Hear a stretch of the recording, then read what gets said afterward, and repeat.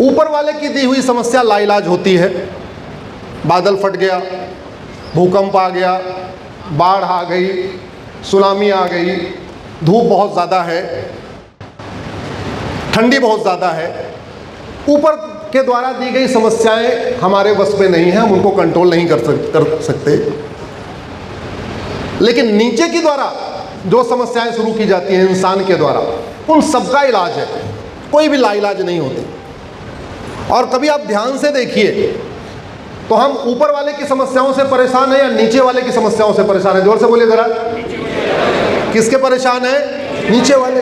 और नीचे की समस्या लाइलाज होती नहीं है। जो समस्याओं से हम परेशान हैं उसमें बहुत सारी समस्याएं जापान में नहीं है। जिन समस्याओं से हम परेशान हैं बहुत सारी समस्याएं सिंगापुर में नहीं है। जिन समस्याओं से हम परेशान हैं उनमें बहुत सारी समस्याएं चीन में नहीं है। तो अगर आप देखिए समस्या के हिसाब से देखिए तो भारत की कोई भी समस्या लाइलाज नहीं है और भारत की कोई भी समस्या विश्वव्यापी नहीं है। दूसरी बात, आचार्य मनीष जी सामने बैठे हैं, सामने भी बहुत सारे डॉक्टर बैठे होंगे। बीमारी की चर्चा करने से बीमारी ठीक होती है क्या? जोर से बोलिए जरा। बीमारी कब ठीक होती है? दवाई देने से। और डॉक्टर अच्छा हो लेकिन दवाई गड़बड़ हो तो बीमारी ठीक होगी क्या? जोर से बोलिए जरा। बीमारी ठीक होती है अच्छी दवाई से। डॉक्टर अच्छा बुरा नहीं होता। अच्छा बुरा क्या होता है? दवाई। क्योंकि शरीर में डॉक्टर जाता ही नहीं है। शरीर में क्या जाता है? Tablet, injection, vaccine. अच्छी बात यह है पिछले 10-12 सालों में ऐसा बदलाव आया भारत में कि कम से कम अब बीमारी की चर्चा होने लग गई। नहीं तो पहले बीमारी की चर्चा ही नहीं होती थी। पहले लोगों को पता था ये समस्या, ये समस्या, ये समस्या, ये समस्या, लेकिन उन समस्याओं के बारे में भी बात नहीं करते थे। अब कम से कम इतना बड़ा परिवर्तन आ गया। अब वो परिवर्तन मैं कहता हूं 2014 के बाद आया कि अब खुल के सभी समस्याओं पे चर्चा होने लग गई। देश में 2014 के बाद शुरू हुआ, तब तक 2017 में यूपी में शुरू हो गया। 17 से यूपी में और समस्याओं पे चर्चा शुरू हो गई। अब कम से कम ऐसा समय है, एक ऐसा माहौल है कि हम बड़े आराम से खुल के सभी समस्याओं पे चर्चा करने लग गए। लेकिन अब इसके बाद क्या? समस्या तो हो गई, चर्चा हो गई, बीमारी ये है, अब इसके बाद क्या? अब समय आ गया है दवाई का। अब समय आ गया है दवाई बनाने का। पिछले 11 साल में लगभग सभी समस्याएं खुल के सामने आ गई। जैसे एक समस्या मैं बताता हूं, मेरठ की डेमोग्राफी बदल रही है कि नहीं? जोर से बोलिए जरा। अब हम सुबह से शाम कहें मेरठ की डेमोग्राफी बदल रही है, बदल रही है, बदल रही है, तो जो डेमोग्राफी बदल रही है रुक जाएगी क्या? जोर से बोलिए नहीं। अब समय आ गया है कि मेरठ की डेमोग्राफी जितनी बदल गई, आगे ना बदले, इसके लिए क्या करना है? मेरठ की नहीं, भारत में 28 राज्य हैं, 8 केंद्र शासित प्रदेश हैं, टोटल हो गए 36 में से 9 राज्यों की डेमोग्राफी तो पूरी तरीके बदल गई है। भारत में 800 जिले हैं, 800 जिलों में से 200 जिलों की डेमोग्राफी पूरी तरीके बदल गई। मेरी पीआईएल चल रही है सुप्रीम कोर्ट में। भारत में कुल 6000 तहसीलें हैं, 6000 तहसील में से 1500 तहसीलों की डेमोग्राफी पूरी तरीके बदल गई है। भारत के बॉर्डर पे 92 जिले हैं, 92 जिले हैं, उन 92 जिलों की डेमोग्राफी बहुत तेजी के साथ बदल रही है। भारत के बॉर्डर पे कुल 300 तहसीलें हैं, उन 300 तहसीलों की डेमोग्राफी बहुत तेजी के साथ बदल रही है। लेकिन मैंने बता दिया, आपने सुन लिया, इसके बाद क्या? अब हमें इसके बाद चिंतन करने की जरूरत है। क्यों? क्योंकि एक बात मैं कह देता हूं, ये जो डेमोग्राफी में बदलाव है उसका सबसे बड़ा परिणाम आएगा इस भारत के संविधान के ऊपर। जिस तेजी के साथ डेमोग्राफी बदल रही है, ये भारत का संविधान खतरे में आ रहा है, धीरे धीरे खतरे में आ रहा है। इस डेमोग्राफी बदलाव जिस तेजी के साथ हो रहा है उससे डेमोक्रेसी को बहुत बड़ा खतरा है। ये डेमोग्राफी में जो बदलाव आ रहा है उससे भारत की सेकुलरिज्म को बहुत बड़ा खतरा है। धर्मनिरपेक्ष स्वरूप को बहुत बड़ा खतरा है। ये जो डेमोग्राफी में बदलाव आ रहा है वो भारत की संस्कृति को खतरा है, वसुधैव कुटुंबकम के विचार को खतरा है, नारी तू नारायणी के विचार को खतरा है, सर्व मंगल मांगल्ये शिवे सर्वार्थ साधिके के विचार को खतरा है, सर्वे भवन्तु सुखिनः सर्वे सन्तु निरामया के विचार को खतरा है, जननी जन्मभूमिश्च स्वर्गादपि गरीयसी के विचार को खतरा है। इसलिए मैं कह रहा हूं, अपने नहीं लिए नहीं तो कम से कम संविधान बचाने के लिए जागो, उठो, बोलो, सब लोग बोलो। आप सारे आ गए हैं, आपको नहीं कह रहा हूं, आप तो यहां आए ही हैं, पूरा हॉल भरा हुआ है। मैं सभी आने वालों को भी दंडवत प्रणाम करता हूं, इस कार्यक्रम में लगे सभी कार्यकर्ताओं को दंडवत प्रणाम करता हूं, आयोजकों को दंडवत प्रणाम करता हूं, गुप्ता जी को धन्यवाद देता हूं, इतना भव्य आपने कार्यक्रम रखा हुआ है। अब इसकी शुरुआत कैसे होगी? अल्टीमेटली भारत किससे चलेगा? संविधान से। भारत के संविधान की पिछले 75 वर्षों में बहुत गलत व्याख्याएं हुई हैं। गलत व्याख्याएं क्यों हुई? क्योंकि हमारे शुरू के जो नीति निर्माता थे उसमें बहुत सारे कॉन्वेंट एजुकेटेड थे, मॉन्टेसरी एजुकेटेड थे, उनकी पढ़ाई इंग्लिश मीडियम के स्कूलों में हुई थी, ब्रिटिश स्कूलों में हुई थी, उनका अंग्रेजों के ऊपर बड़ा प्रभाव था, उनके दिमाग पे अंग्रेजी ज्यादा हावी थी। वो हमारे नीति निर्माता बन गए, लेकिन उनको धर्म और रिलीजन का अंतर ही नहीं पता था।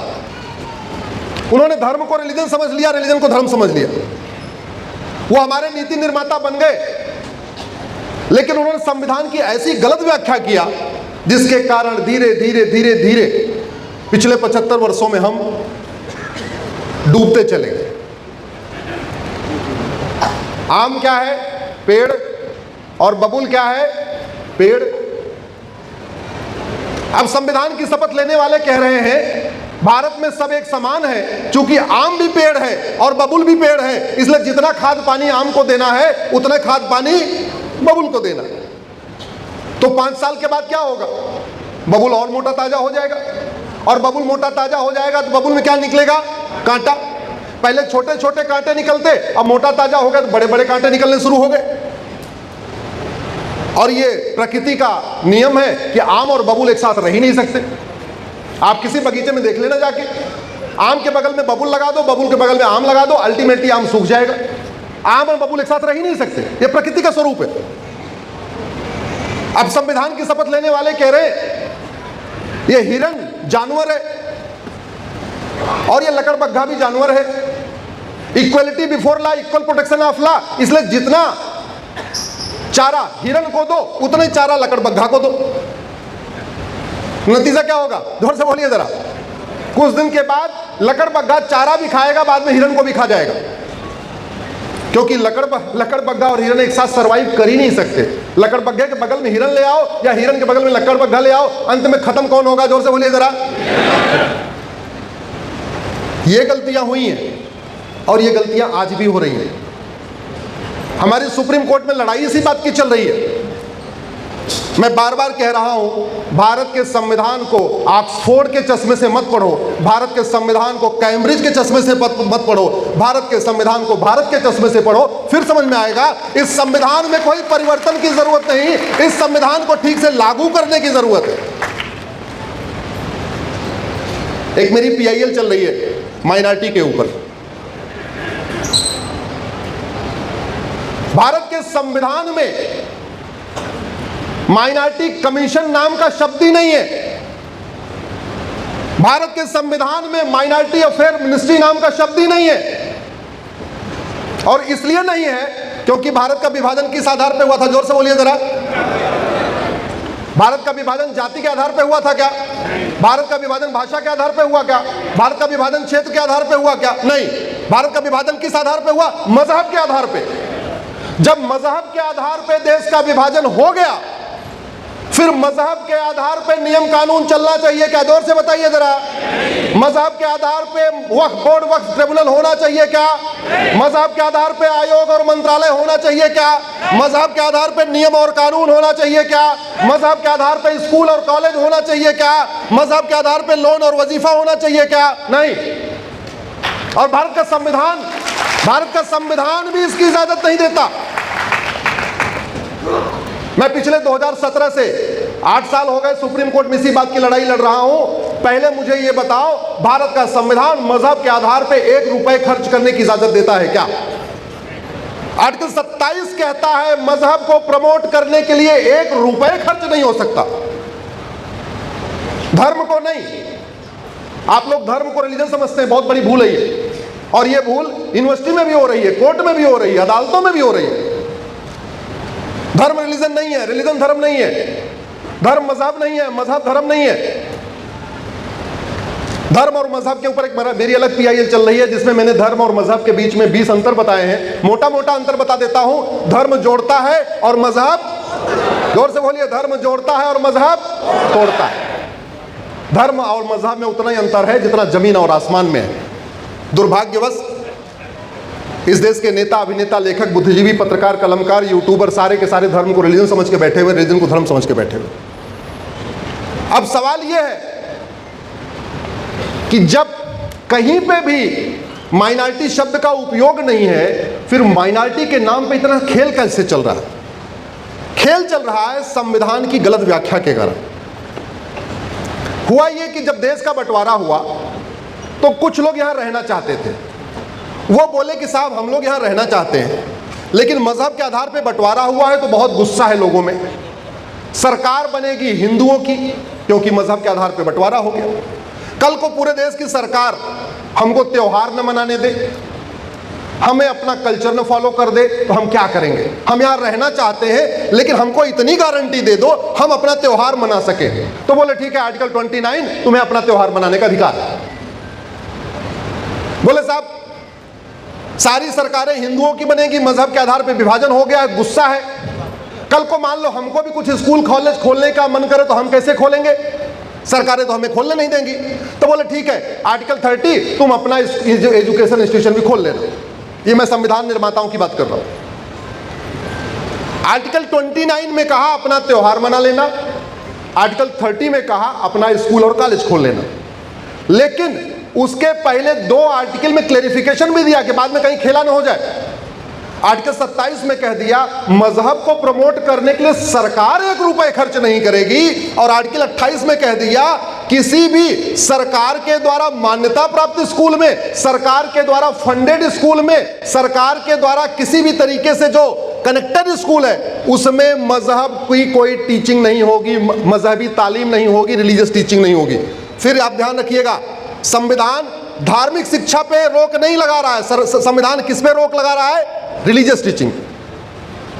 लेकिन हमारे देश के शुरुआत के माननीय सुप्रीम कोर्ट के जज, जिनको धर्म और रिलीजन का अंतर नहीं पता था, उन्होंने आर्टिकल 29 में जहां एजुकेशन इंस्टीट्यूशन लिखा हुआ है, पता नहीं कहां से उनको रिलीजियस दिख गया उसमें, जबकि रिलीजियस एजुकेशन लिखा ही नहीं, आज भी नहीं लिखा।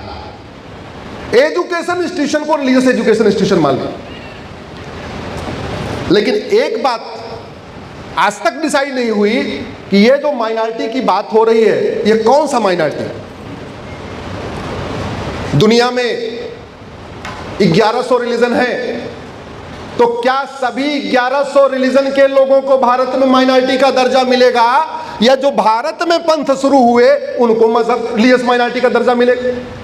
भारत में जैनिज्म शुरू हुआ, भारत में सिखिज्म शुरू हुआ, भारत में बुद्धिज्म शुरू हुआ, तो केवल जो भारत के अंदर शुरू हुए और जो संविधान की equality, justice, liberty, fraternity, unity, national integration को मानते हैं, उस कॉन्सेप्ट को मानते हैं, उनको रिलीजियस माइनॉरिटी माना जाएगा, या पूरी दुनिया के 1100 रिलीजन को माना जाएगा?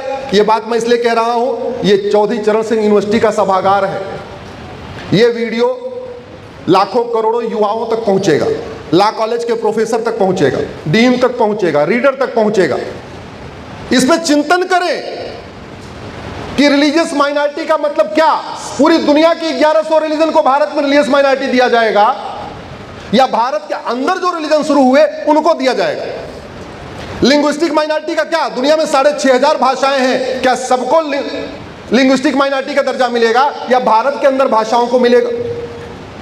भाई मेरठ में हिंदी लोग ज्यादा बोलते हैं, अब कोई अगर तमिल आ गया, ये समझ में आता भाई ठीक है यूपी में तमिल आ गया, इसको लिंग्विस्टिक माइनॉरिटी का दर्जा दे दो।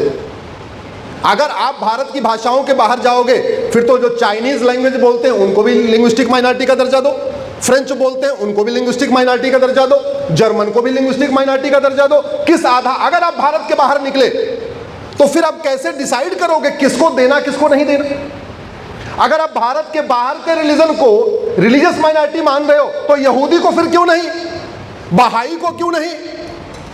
भारत में तो 100 से ज्यादा रिलीजन रहते हैं बाहर के, फिर उनको सबको क्यों नहीं? केवल 2 ही रिलीजन, 2 विदेशी रिलीजन को क्यों, बाकी 98 रिलीजन को क्यों नहीं?